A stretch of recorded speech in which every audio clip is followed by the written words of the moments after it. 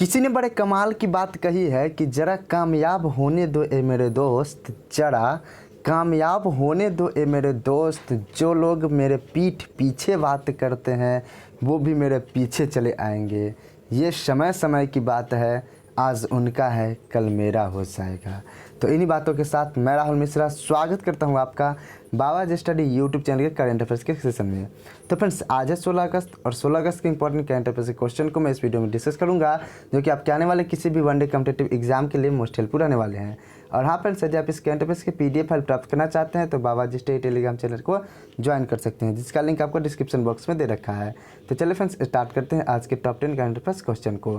तो हमारा आज का पहला प्रश्न है, इसरो के किस स्पेस मिशन ने चंद्रमा की सतह पर पानी के अणुओं का पता लगाया है?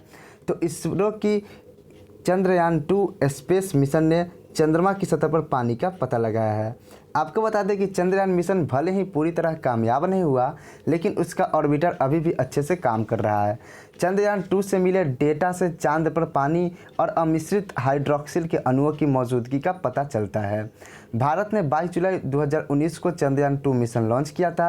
हालांकि इसमें लगा लैंडर चांद पर सॉफ्ट लैंडिंग में नाकाम रहा, परंतु उसका ऑर्बिटर अभी भी अच्छे से काम कर रहा है, जिस कारण चंद्रमा की सतह पर पानी का पता लगाया जा सका है। तो फ्रेंड्स, ये थे क्वेश्चन नंबर 1 और उसके रिगार्डिंग इंपॉर्टेंट फैक्ट्स जो कि मैंने आपको बताया। उम्मीद करता हूँ कि आपको हमारा सेशन पसंद आता होगा। यदि सेशन पसंद आता है तो वीडियो को लाइक, चैनल को सब्सक्राइब और वीडियो को एक शेयर जरूर कर दें। अगला प्रश्न क्वेश्चन नंबर 2 है कि हाल ही में किस देश में एंथ्रेक्स निमोनिया से एक मरीज के पीड़ित होने का पता चला है? तो हाल ही में चीन में एंथ्रेक्स निमोनिया से पीड़ित होने का एक मरीज का पता चला है। चीन में उत्तर में स्थित हेबेई प्रांत के चेहेदे शहर में, चीन के उत्तर में स्थित हेबेई प्रांत के चेहेदे शहर में एंथ्रेक्स निमोनिया का एक मरीज मिला है। आपको बता दें कि यह व्यक्ति पूर्व में मवेशियों, भेड़ों और दूषित उत्पादों के संपर्क में आया था और इस कारण से यह जो एंथ्रेक्स निमोनिया से पीड़ित हो गया है और यह इसका पहला केस है। मतलब यह भी जो वायरस है यह पशुओं, जानवरों, पक्षियों से मनुष्य में ट्रांसफ़र हो रहा है। और ऐसा वायरस को क्या कहते हैं जो पशुओं, जानवरों से मनुष्य में ट्रांसफ़र हो रहा है, उस प्रकार की बीमारी को क्या कहते हैं? आपको कमेंट बॉक्स से कमेंट करना है। मैं यह आपको पहले बता चुका हूँ। अगला प्रश्न संख्या 3 है, तालिबान ने किस देश के दूसरे सबसे बड़े शहर कांधार पर कब्जा कर लिया है? तो तालिबान ने अफ़गानिस्तान के दूसरे सबसे बड़े शहर कांधार पर कब्जा कर लिया है। अब वहाँ पे के जो अफ़गानिस्तान के राष्ट्रपति है अशरफ गनी, वो अब यहाँ से अफ़गानिस्तान को छोड़ने की फिराक में है, क्योंकि तालिबानियों ने जो वहाँ के सबसे दूसरे शहर था कांधार, उस पर कब्जा कर लिया है। और अफ़गानिस्तान का सबसे बड़ा शहर कौन सा है? तो सबसे बड़ा शहर, पहला सबसे बड़ा शहर अफ़गानिस्तान की कैपिटल काबुल है। और यहाँ के जो अशरफ गनी जो राष्ट्रपति हैं वो अब छोड़ने पे आ चुके हैं, अफ़गानिस्तान को छोड़ने पे आ चुके हैं। अगला प्रश्न संख्या 4 है कि अगस्त 2021 में किस देश ने सरफेस टू सरफेस परमाणु सक्षम बैलिस्टिक मिसाइल गजनवी का सफल परीक्षण किया है? तो पाकिस्तान ने 12 अगस्त 2021 को सरफेस टू सरफेस परमाणु सक्षम बैलिस्टिक मिसाइल गजनवी का सफल परीक्षण किया है। इसका उद्देश्य सेना सामरिक बल कमान का परिचालन, तत्परता सुनिश्चित करना और हथियार प्रणाली की तकनीकी मानकों को फिर से मान्य करना है। मिसाइल गजनवी 290 किलोमीटर की रेंज तक कई तरह के वारहेड्स पहुंचने में क्षमता रखता है, यानी कि इसकी जो मारक क्षमता है यह 290 किलोमीटर है। अब यह पाकिस्तान ने किया है, तो पाकिस्तान के बारे में जान लेते हैं। पाकिस्तान की कैपिटल कहाँ है? इस्लामाबाद। पाकिस्तान की करेंसी क्या है? पाकिस्तानी रुपया। पाकिस्तान का राष्ट्रीय खेल क्या है? तो फील्ड हॉकी पाकिस्तान का राष्ट्रीय खेल है। और पाकिस्तान के प्रेजेंट टाइम के प्रधानमंत्री कौन है? तो इमरान खान पाकिस्तान के प्रेजेंट टाइम के प्रधानमंत्री है। अगला प्रश्न संख्या 5 है, अगस्त 2021 में क्रांतिवीरों की प्रदर्शनी और विजय और वीरता के स्मारकों का उद्घाटन किसने किया? तो उत्तर पूर्वी क्षेत्र के पर्यटन, संस्कृति और विकास मंत्री जी किशन रेड्डी ने, किसने? जी किशन रेड्डी ने क्रांतिवीरों की प्रदर्शनी और विजय और वीरता स्मारकों का उद्घाटन किया। पहली कथा क्रांतिवीरों की ललित कला अकादमी में क्रांतिवीरों की प्रदर्शनी है, जबकि दूसरी विजय और वीरता के स्मारकों के, जिनमें सहस्त्र शब्दियों के प्रतिरोध और वीरता की तस्वीरें हैं, और इसका आयोजन NMA ने किया। इसमें वारंगल में काकल तथा थोरम की तस्वीरें हैं। झांसी लक्ष्मीबाई, का किला जो 1857 में स्वतंत्रता संग्राम में अंग्रेजों के खिलाफ उनकी वीरता का प्रतीक है, और चित्तौड़गढ़ में विजय स्तंभ जो महमूद खिलजी के नेतृत्व करने वाली सल्तनत पर जीत की याद दिलाता है, ये भी शामिल है। तो आपका यह प्रश्न इम्पोर्टेंट होता है कि कथा क्रांतिवीरों की प्रदर्शनी का उद्घाटन किसने किया? तो जी किशन रेड्डी ने किया। अगला क्वेश्चन नंबर 6 है, अगस्त 2021 में किस राज्य में पहली बार कृषि के लिए अलग से बजट पेश किया गया? तो MK स्टालिन की सरकार ने यानी तमिलनाडु की सरकार ने पहली बार अगस्त 2021 में कृषि के लिए बजट पेश किया, यानी कृषि के लिए पहली बार तमिलनाडु सरकार ने बजट पेश किया, जिसमें कृषि के क्षेत्र में समग्र विकास और गाँव के में कृषि विकास के लिए योजनाएं शामिल है।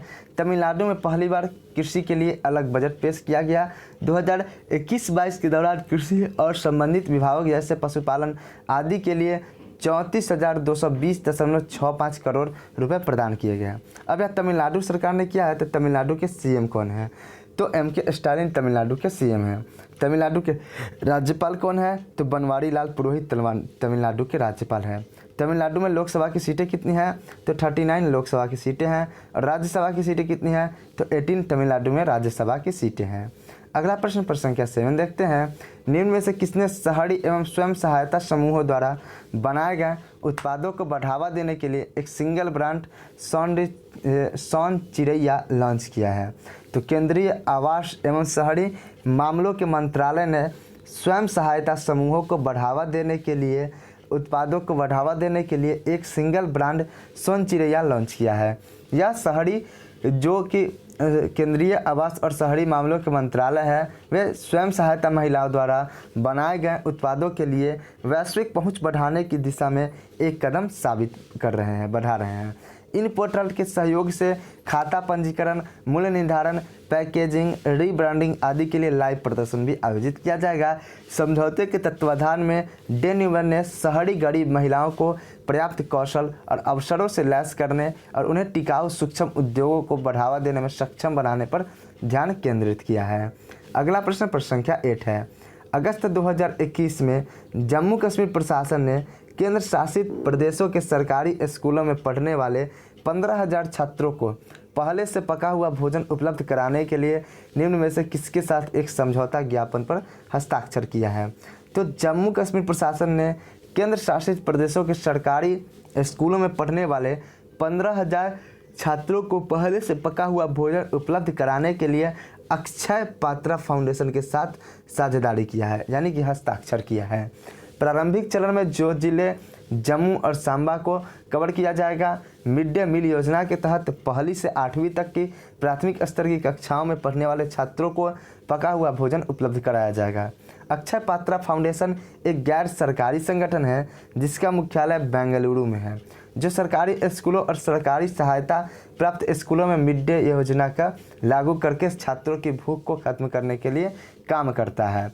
इसका उद्देश्य कुपोषण का मुकाबला करना और सामाजिक आर्थिक रूप से वंचित बच्चों की शिक्षा के अधिकार का समर्थन करना है। तो किसके साथ हस्ताक्षर किया है? तो अक्षय पात्रा फाउंडेशन के साथ हस्ताक्षर किया है जम्मू कश्मीर की सरकार ने।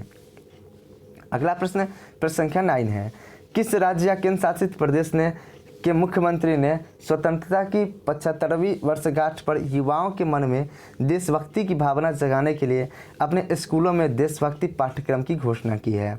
तो आपको बता दें कि दिल्ली की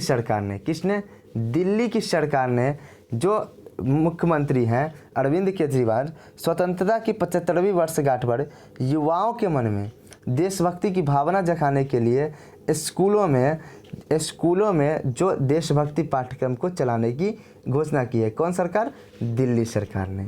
अगला क्वेश्चन नंबर 10 देखते हैं कि अगस्त 2021 में किसने एक ऑनलाइन पोर्टल टापस, जिसका फुल फॉर्म होता है आपका training for automating productivity and services, launch किया है?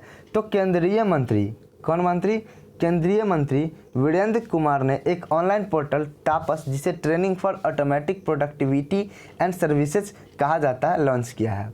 इसका उद्देश्य फिजिकल क्लासरूम की तरह विषय विशेषज्ञों द्वारा व्याख्यान और अन्य अध्ययन सामग्री तक पहुंच प्रदान करना है। मॉड्यूल का मुख्य उद्देश्य प्रतिभागियों की क्षमता निर्माण के लिए प्रशिक्षण प्रदान करना, ज्ञान और कौशल को बढ़ाना है। कोई भी व्यक्ति जो विषयों पर अपने ज्ञान को बढ़ाना चाहता है इसका उपयोग कर सकता है और इसमें शामिल होने के लिए कोई शुल्क नहीं है।